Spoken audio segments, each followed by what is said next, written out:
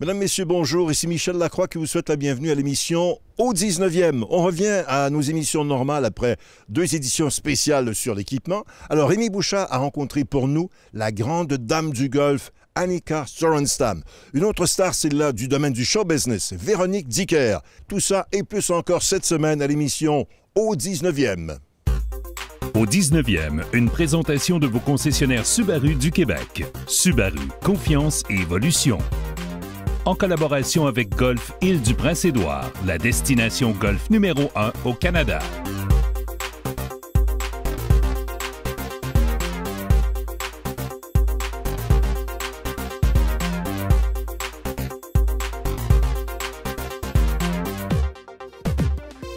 La rencontre de la semaine est une présentation du club de golf Atlantide. Plongez dans le monde de l'Atlantide. Cette semaine, au 19e, on rencontre la golfeuse Véronique Dicker. Oui. On est golfeuse depuis combien de temps? On peut dire golfeuse depuis, je pense que ça fait une dizaine d'années que j'ai commencé à jouer au golf. Mais ma passion, entre guillemets, du golf a vraiment commencé, je pense qu'à peu près 5-8 ans, où là, j'ai pris mes premiers cours, où j'ai eu mes premiers bâtons pour moi, faits pour moi, et que j'ai pris goût au golf, ouais. Qui t'a initié? Bien, mon chum, Raymond. OK. Puis je me suis rendu compte qu'en jouant au golf, ça me permettait vraiment de décrocher de mon métier qui est complètement différent. Moi, je suis une sportive, j'ai été une sportive plus jeune, mais là, maintenant, mes spectacles prennent le dessus sur ma vie. Donc, le fait de faire du sport comme le golf, pour moi, c'est super... ça me relaxe, ça met ma tête complètement ailleurs. Puis j'aime ça, le golf, parce que pour moi, c'est comme une... ça a un parallèle important avec... C'est comme une philosophie de vie pour moi. C'est comme un parallèle intéressant avec mon métier. C'est-à-dire que, comme au golf, on frappe une mauvaise balle, on a un mauvais trou, mais on a toujours un deuxième trou, un autre trou pour s'améliorer, pour se remettre dans le game. Puis c'est un peu, moi, ma philosophie de vie aussi par rapport à ma chanson. Je manque une voix ou je manque une chanson, mais j'ai toujours une autre chanson plus tard dans mon spectacle pour me rattraper. Donc, pour moi, c'est ça, le golf, c'est une détente, c'est le social qui vient avec, qui est très intéressant pour moi aussi, que j'aime beaucoup. Donc, tu aimes jouer entre amis? Ah oui, j'aime jouer entre amis. Mais tu sais, je suis une fille, hein? Fait que, tu sais, tu frappes ta balle, tu rentres dans le kart, tu continues ton potin. Tu sais, c'est ça, la fille aussi, je veux dire, franchement, les gars, on se cachera pas que, tu sais, on aime le social. Puis la mode de golf aussi, qui m'a vraiment accrochée au golf. Ouais. Tu sais, si tu veux, mon chum, là, la première fois qu'il m'a initié au golf, il m'a dit, viens, on va aller t'acheter des bâtons puis des tickets. Tickets de golf, je suis tout de suite embarquée. Là, j'ai fait, OK! Fait que moi, le golf, c'est tout ça.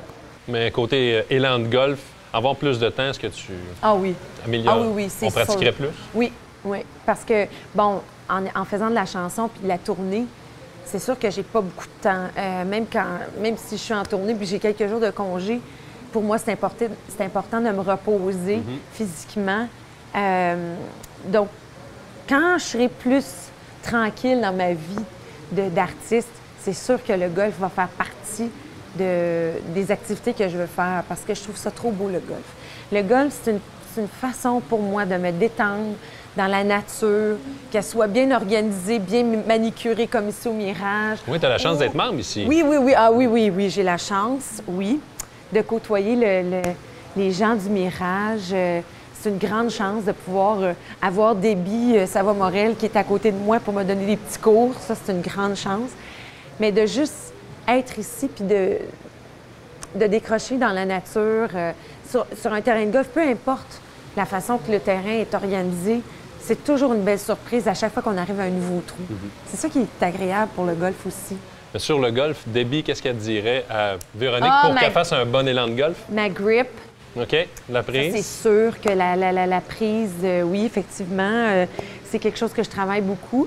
Moi, je suis une fille très intense dans la vie. OK. Donc, le swing, c'est trop vite. Donc, souvent, il faut que je fasse comme une chorégraphie dans ma tête. Ah, oui, c'est bon. Pour moi, c'est comme ça qu'on m'explique le golf. C'est une chorégraphie. Donc, il faut qu'il y ait un certain momentum. Une élégance. Oui, exactement. Puis souvent, quand je suis trop frustrée, je pense à Annika. Et là, Raymond me dit souvent, Annika, Véronique, prends ton temps, swing Annika. Fait que là, ça me remet dedans. Et là, je swing un beau coup, doucement. Puis Puis mon approche aussi, mon deuxième coup, en fait. Mon deuxième coup, ça, c'est souvent celui qui me stresse le plus. Okay. Donc, cet été, je planifie pour la fin de mon été parce que j'étais en spectacle tout l'été à Saint-Sauveur. Donc, je planifie de travailler mon deuxième coup pour mes vacances. Merci pour ton temps, Véronique. Ça a été un plaisir. Bonne partie. Plaisir de parler de golf avec vous autres, les boys. Vraiment. Et les girls, parce que je sais qu'il y a des girls qui jouent beaucoup au golf. Merci. Plaisir. Voici notre question quiz cette semaine. En 1969, ça a été la première édition de la classique RBC Héritage. La bourse globale était de 100 000 $. Le gagnant a touché 20 000 $. Qui a été l'heureux élu? Est-ce que c'est A. Jack Nicklaus, B. Arnold Palmer ou C. Gary Player? La réponse au retour de la pause.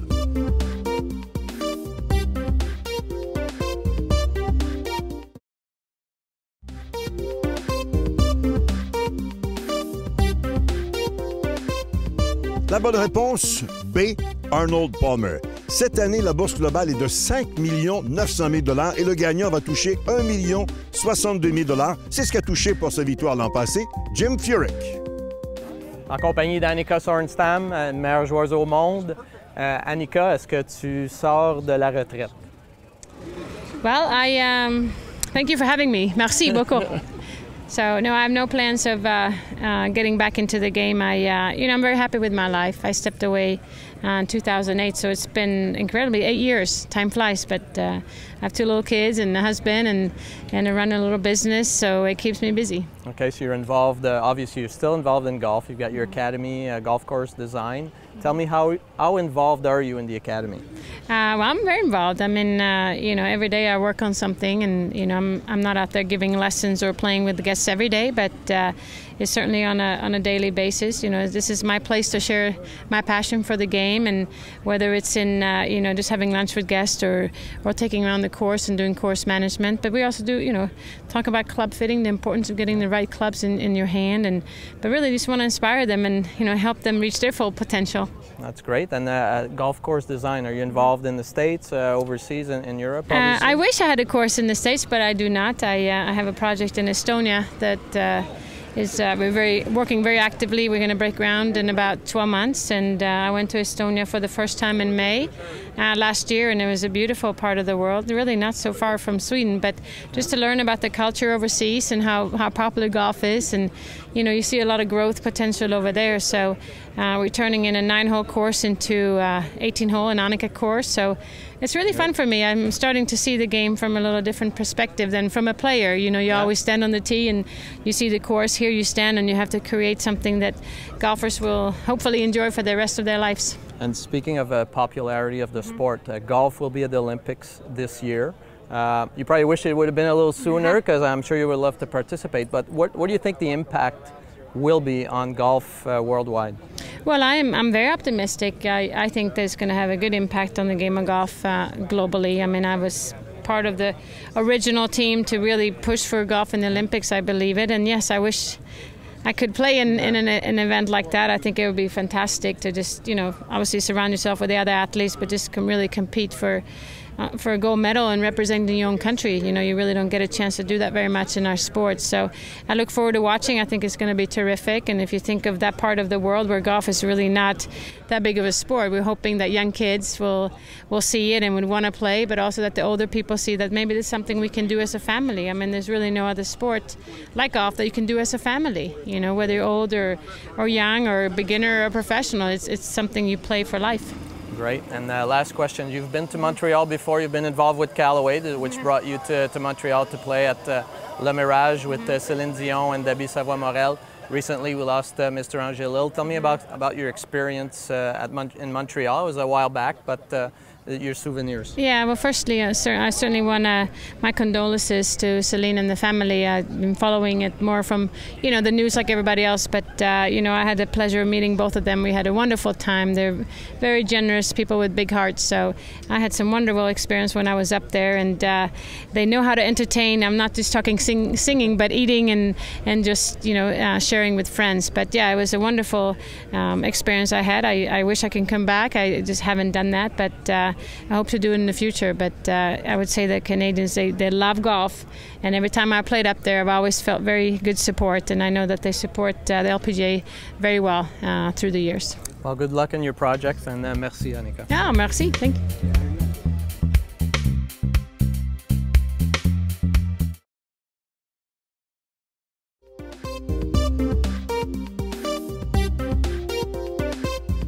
Cette chronique équipement est une présentation de Golf Town. Golf Town, tout pour le golf. Salut tout le monde, les capsules équipements sont de retour à l'émission 19e. J'ai l'honneur d'avoir encore une fois à mes côtés Pierre Couillard, le chef du département équipement ici même au Golf Town à Boisbriand. Pierre, encore une fois prêt à nous informer? Salut Jean-Sébastien, toujours prêt. C'est un immense plaisir de pouvoir vous informer sur les nouveautés et ainsi vous aider lors de vos prochains achats.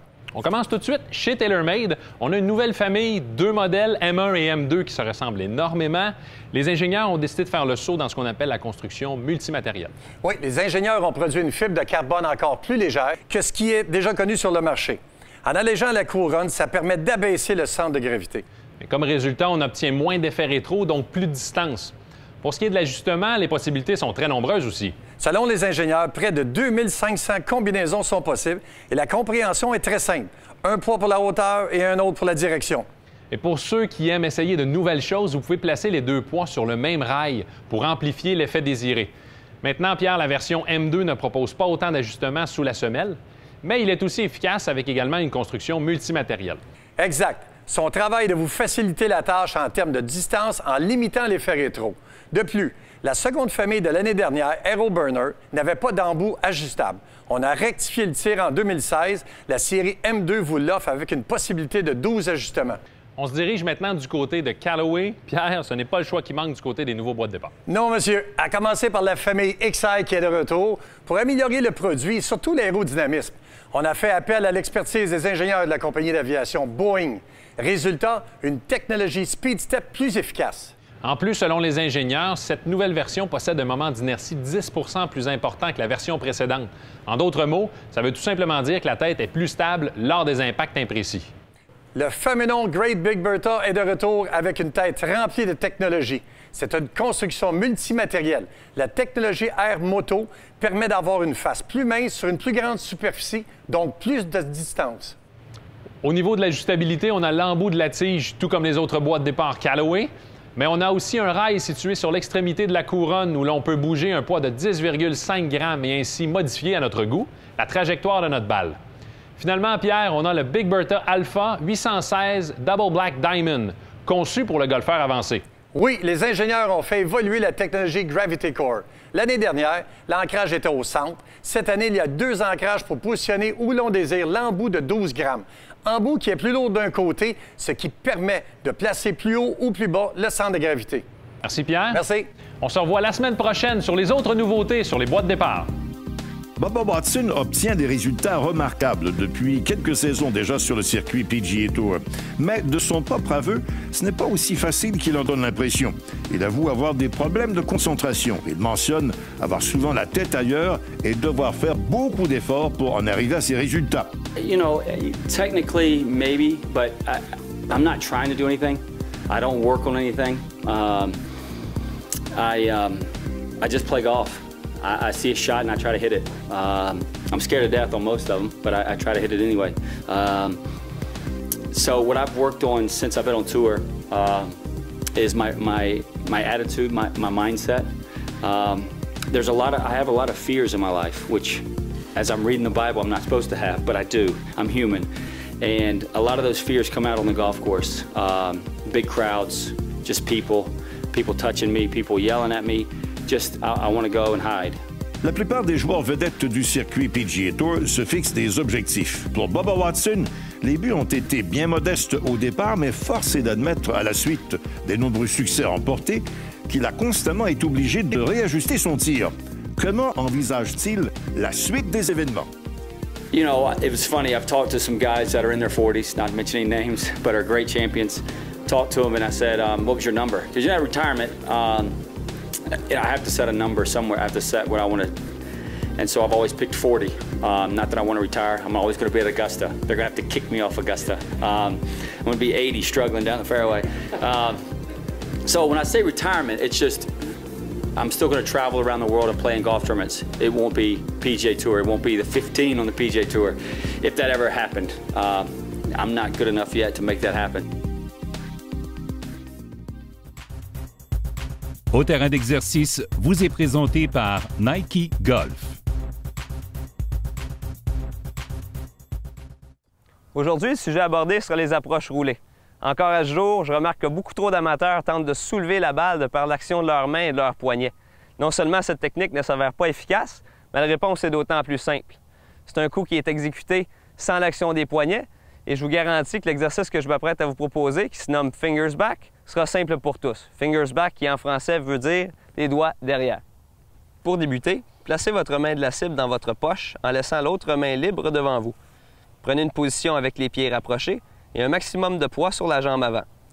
Ouvrez grande votre main et fléchissez votre poignet afin que les doigts se dirigent vers votre pied arrière. Faites des mouvements de balancier en vous assurant de maintenir les doigts vers l'arrière. Ensuite, faites la même chose avec un bâton en utilisant cette même main. Assurez-vous maintenant que le bâton balaie le sol. Joignez-y alors votre autre main en vous assurant de toujours garder l'angle formé entre votre main et votre avant-bras. Si vous faites l'exercice fréquemment, vous allez vite réaliser qu'il n'est pas nécessaire d'utiliser les poignets et les mains afin de soulever la balle du sol. L'angle du bâton est là pour ça. L'inaction des poignets, jumelée à un maximum de poids sur votre jambe avant, va permettre au bâton de descendre jusqu'au contact et un petit peu après le point d'impact. Prochaine chose à faire, il suffit d'évaluer le ratio distance au vol, distance au sol, afin de sélectionner le bon angle de bâton pour un type de coup donné. La pratique de ce coup est amusante et développera votre touche et créativité, soyez-en assurés.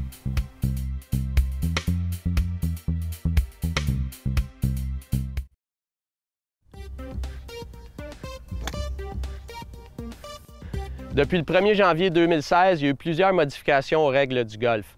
Un des changements que Debbie et moi avons expliquer aujourd'hui concerne lorsque la balle se déplace après l'avoir adressée. Oui, Rémi, puis la première chose, on doit expliquer c'est quoi adresser la balle.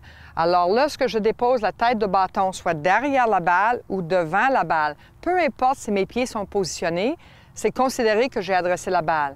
Alors, selon le nouveau règlement, si la balle se déplace lorsque le joueur ou la joueuse adresse la balle, vous êtes plus automatiquement présumé d'avoir déplacé la balle. Donc, cette situation-là peut arriver une journée où ils vendent beaucoup, on joue sur des verres rapides ou qui sont ondulés. Donc, la balle peut se déplacer par elle-même beaucoup plus facilement. Donc, si c'est déterminé que vous avez causé le déplacement de la balle, vous devez la replacer et avoir un coup de pénalité. Si vous n'y êtes pour rien, vous replacez la balle sans pénalité. Cette semaine, je vous amène sur la rive sud de Montréal, à moins de 10 minutes du quartier 1030, pour découvrir le magnifique et très prestigieux club de golf Pine Grove. On visite ses 18 trous en compagnie du directeur général Bruno Hamelin.